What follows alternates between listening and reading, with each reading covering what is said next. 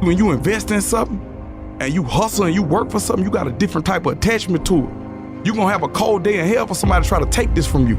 We live by this, we die by this. We don't surrender, we don't retreat. And your brain is the most powerful weapon. Your brain is the most powerful weapon in the world. Your brain is the only thing you have when you're going through depression, when you're going through hard times, when you're going through death. You're alone. You're alone. You may have a shrink you're going to, you may have a best friend you're going to, but there's 24 hours in a day where you're alone in this brain. And your brain is talking to you in all kinds of ways.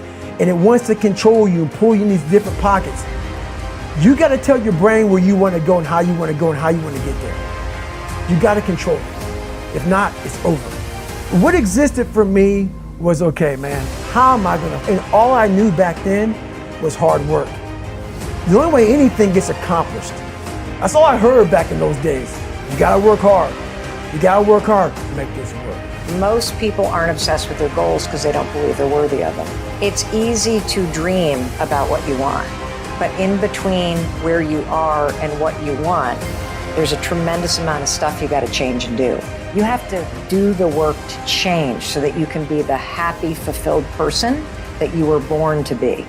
Most of this generation quits the second they get talked to. It's so easy to be great nowadays. Most people are weak. This is a softened generation. So if you have any mental toughness, any ability, if you have any fraction of self-discipline, the ability to not want to do it but still do it. People have a hard thing understand. I hate to run. Why do you run if you hate it? What are you talking about? I don't want to take showers and eat either. I hate that too. That's life, man. It wasn't until I changed that mentality that I became somebody. If you can get through to doing things that you hate to do, on the other side is greatness. That's what people don't understand. By me running, I am callous in my mind. I'm not training for a race. I'm training for life.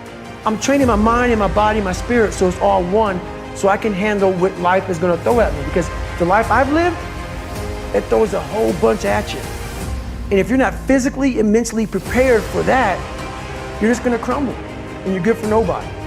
And that's why I talk about the warrior mentality, and that's why so many people are lost when I start talking. You have the right. You're lucky that you don't have to think like warriors think. You're very privileged. I chose this world to be a warrior, and I would choose it again if I came back to this world. But the mentality of a warrior is very different than the normal mentality. So to be a warrior, why people don't understand me, I'm glad you don't understand me. Merry Christmas, good on you. Because being a warrior takes a whole different mindset. Your mentality changes. I may not live. You gotta accept that. And that's the mentality you have. Everything I do, I'm not really comfortable doing. And that's with life.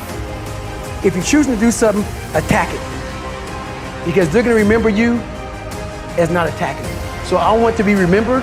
You can hate me. There's one thing you can't say about me. I didn't attack it. So that's the mentality you have. If you're gonna do something, you might as well attack it, because you can do it anyway.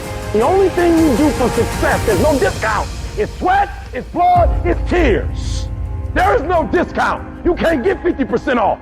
It's sweat, it's blood, it's tears. There are no shortcuts to success. Stop thinking they are, and stop wanting people to put you somewhere that you didn't earn.